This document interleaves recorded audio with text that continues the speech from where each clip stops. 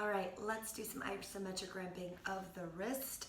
If you've been working on your wrist pails and rails, or wrist cars are not going so well, if you have any closing angle problems, be sure to work that soft tissue with some isometric ramping.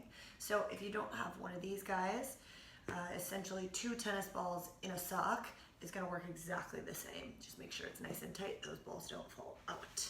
So for your isometric ramping, if you haven't done your wrist cars, you can do a light wrist car to kind of assess on your own where you're feeling stuff happening.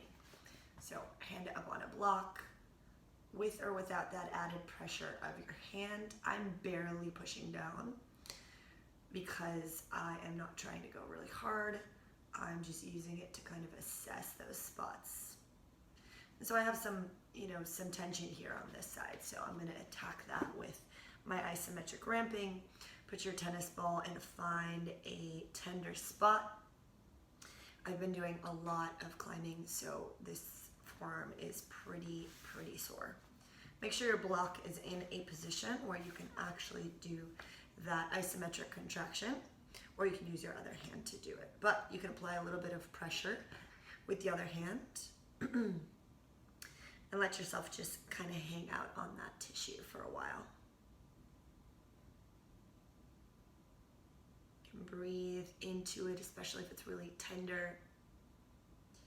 And then when you're ready, you want to contract that tissue on that side by moving into extension. So ideally, I'm here on the block so that I'm finding something to resist against. Keep it a isometric contraction, meaning if you are here, I don't want you moving from here. I'd rather you be on the floor and pressing down, contracting this tissue up on that ball. Hold that same amount of weight or apply a little bit more pressure if you need. Hold that for about 10 seconds and then take 10 seconds to drain out the tension of your hand.